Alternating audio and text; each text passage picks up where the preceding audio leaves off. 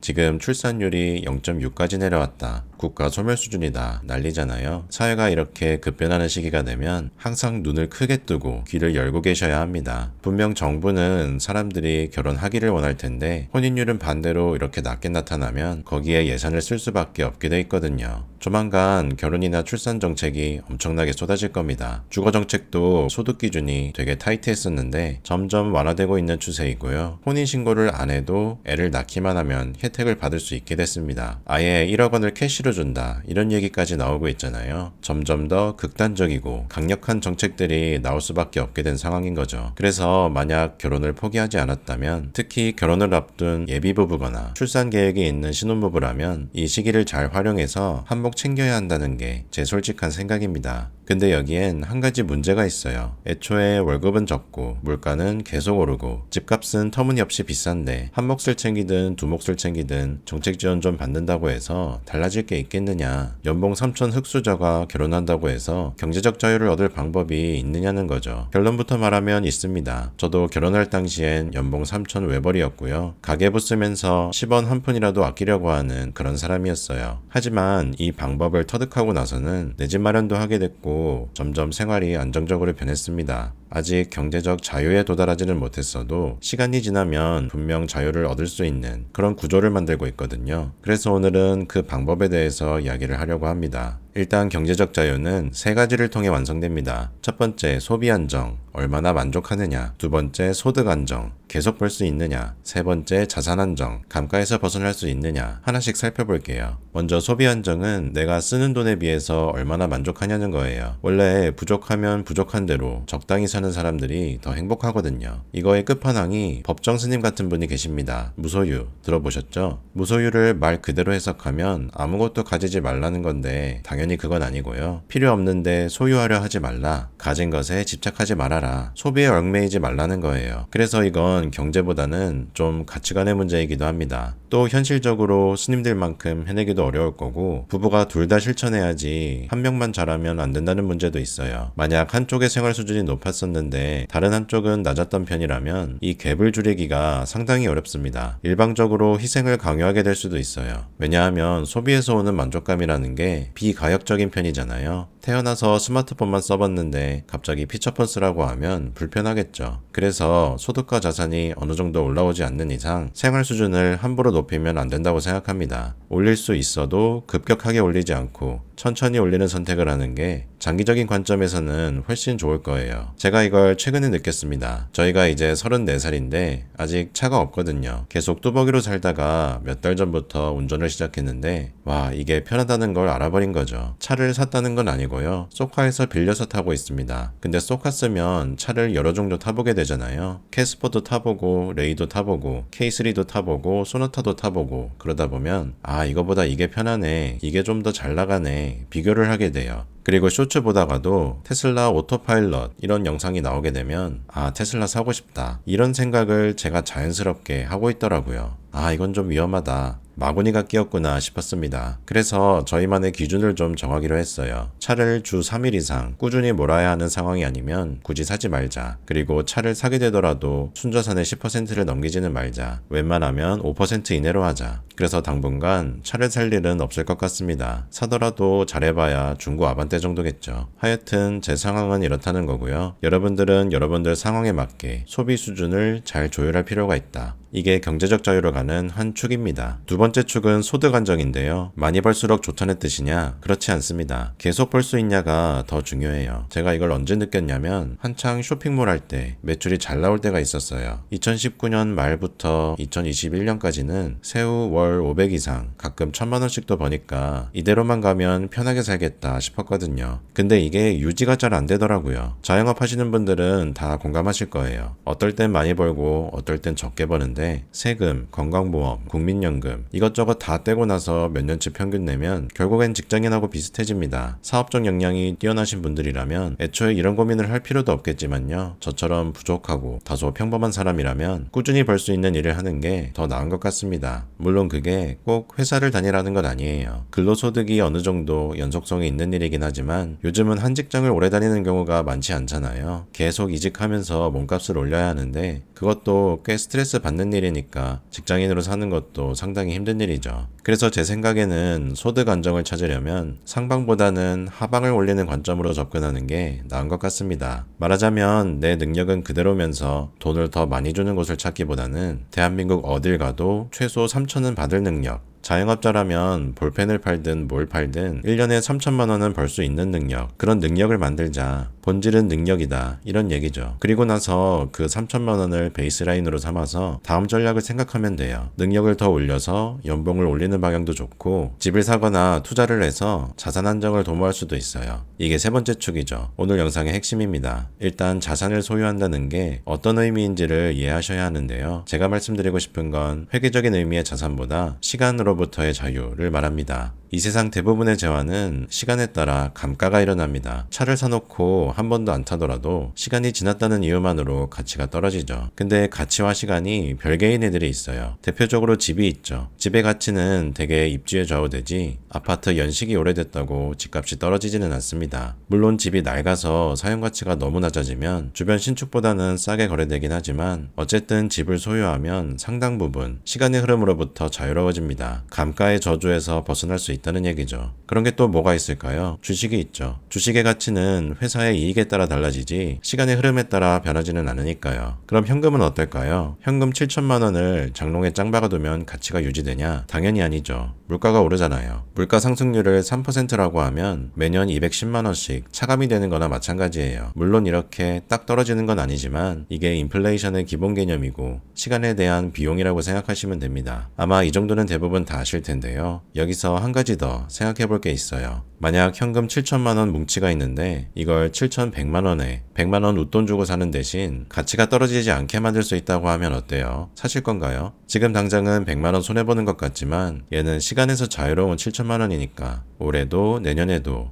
내후년에도 원래 가치 그대로야 감가가 안 일어나. 그러면 100만 원 더 주고 살만하지 않을까요? 이게 만기 일시 상환 대출 상품의 원리입니다. 약간의 사용료를 지불해서 시간을 당겨오는 상품인 거예요. 7천만 원을 월급으로 모으려면 5년 10년은 좋게 걸릴 수 있잖아요. 만기 일시 상환형 대출을 받아서 1년에 100만 원씩만 추가로 내면 그 시간을 한 큐에 단축하는 방법인 거죠. 문제는 7천만 원을 어디다 쓰냐는 거예요. 감가가 일어나지 않게 하려면 당연히 집을 구하는 데 써야겠죠. 예시를 들어볼게요. 신혼부부 대출 중에서 버팀목 전세자금 대출이 있습니다. 주택도시기금 홈페이지에서 개인상품 탭을 보면 여러 대출 상품이 있는데요. 신혼부부 전용 전세자금 이 항목으로 들어가시면 돼요. 대출 대상, 부부 합산 연소득 7.5천만 원 이하, 순자산가액 3.45억 원 이하, 무주택 세대주이면서 신혼부부인 사람, 대출금리 연 1.5%에서 2.7%, 수도권 3억 원, 수도권 외 2억 원이네 대출 기간은 최장 10년. 이런 대출은 조건이 되면 무조건 쓰셔야 해요. 내 인생에서 3억을 모을 만큼의 시간을 벌어주는 거거든요. 얼마에? 연 1.5%, 1년에 450만 원에 최대 10년 동안. 1년에 450이 손해냐? 그렇지 않습니다. 오히려 이득이에요. 아까 물가 상승률 예시를 3%라고 잡았었는데요. 2022년에는 무려 6%, 2023년에는 3.9%였어요. 물가 상승률뿐만 아니라 우리나라 기준금리가 현재 3.5%, 시중금리도 거의 4에서 6%, 니까 1.5%면 오히려 돈을 받는 수준인 거죠. 저희도 지금 여기 살고 있는 곳이 LH 국민임대 아파트인데 보증금 7천만 원을 버팀목으로 받았습니다. LH에서 보증금을 들고 있다가 퇴거할 때 은행으로 자동으로 반환돼요. 전세 사기니 뭐니 떼일 일도 없으니까 정말 편하죠. 앞으로 이런 정책이 많아질 겁니다. 단순 현금 지원도 좋고 세제 혜택을 주는 것도 다 좋은데 신혼부부는 주거 안정을 확보하는 게 1순위거든요. 소득 기준과 자산 기준은 더 완화될 거고 대출 금리는 더 낮아질 거고 대출 한도도 3억보다 높은 상품들이 계속 생길 거예요. 우리나라에서 연봉 3천이면 딱 중위소득 정도 됩니다. 연봉 3천끼리 결혼해서 연봉 6천이 되면 세후 460 정도 받으실 거예요. 버팀목 최대 3억을 2%에 받는다고 하면 연이자 600만 원, 12로 나누면 월 50만 원이잖아요. 그러면 460에서 50 빼고 한 달에 부부 합산 410만 원의 가용금액이 생깁니다. 여기에서 소비 안정 전략으로 생활비를 최대한 낮춰보세요. 관리비, 보험, 차 있으면 유지비, 식비, 용돈, 기타 등등 한 달에 한 200만 원 정도 쓴다고 가정하면 나머지 210만 원의 가처분 소득이 생기겠죠. 참고로 가처분 소득은 총 생활비를 제외한 잉여자금을 말합니다. 가처분 소득 소득을 내 능력을 올리는 데 투자하면 그만큼 연봉의 하방이 올라갈 거고요. 그러면 가처분 소득이 또 오르는 선순환 구조가 만들어집니다. 소득 안정이죠.